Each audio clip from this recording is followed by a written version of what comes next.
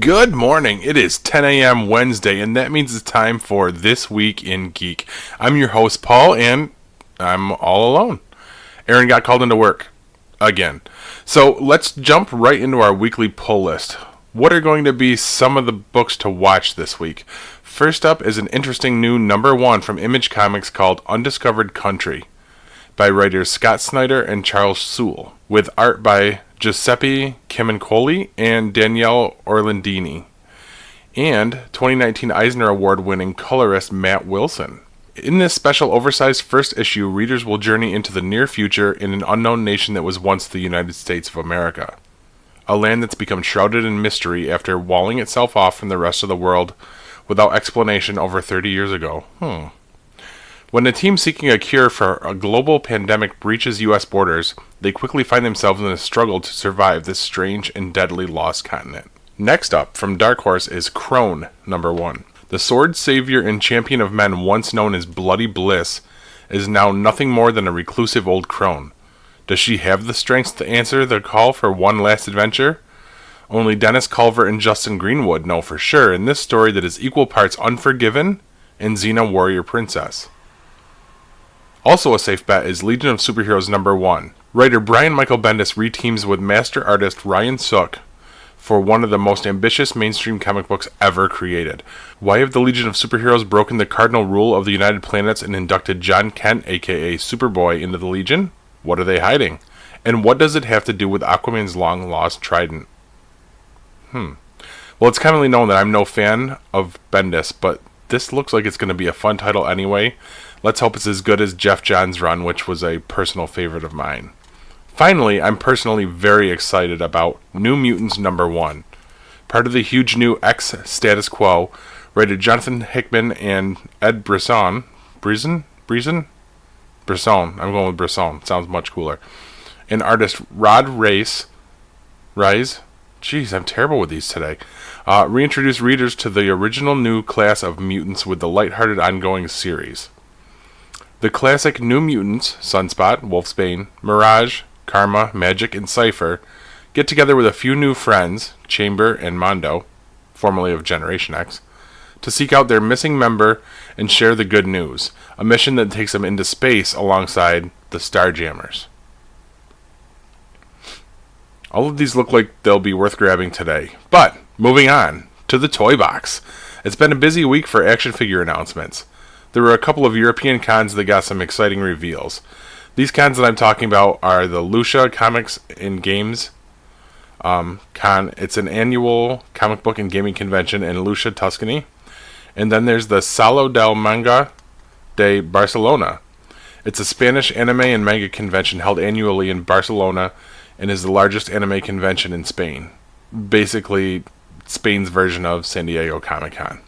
So, what was announced? First up, let's start with Marvel Legends. I'm not sure where these first two announced characters came from. I don't know what show they came from. But it looks like we have 2 more slotted in for the Black Widow wave. We're getting classic Iron Man villain Spy Master and a new classic comics version of the Winter Soldier. And then revealed at Lucia was a comics version of Crossbones, which also looks like it's going to be in the Black Widow wave, as well as 2 more of the Age of Apocalypse wave AOA versions of Sunfire and Wild Child. Finally, coming out of Manga Barcelona are the 2 final AOA slots.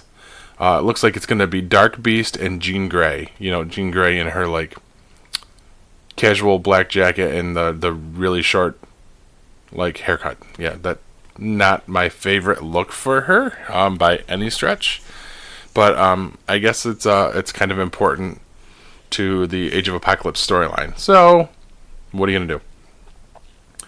So, as for the Star Wars Black Series reveals, LuciaCon brings the reveal of 2 popular prequel Jedi, Kit Fisto and Plo Koon. While the Manga Barcelona brought news that we're getting Count Dooku and a Geonosis B1 battle droid, both from Attack of the Clones. That should be really cool, as Dooku has been highly requested for a long time. Finally, let's take a look at the Hunt Report. For Marvel Legends, it looks like the 90s X-Factor 2-pack with Havoc and Polaris has begun appearing at places like Think Geek and GameStop, and the rumor mill is churning that the X-Men 3-pack could show up any day now, so be on the lookout, folks.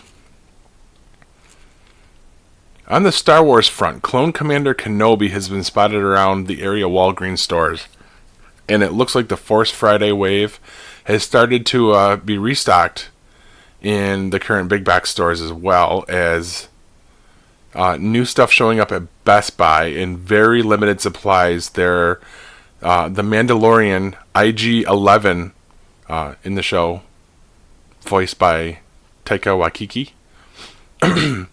That's showing up. I saw one on the shelf at our local Best Buy in Destiny a week ago. Pretty sure it's gone by now. So wrapping up, let me tell you what I'll be picking up today. For me, Amazing Spider-Man 33, New Mutants #1, and Undiscovered Country #1.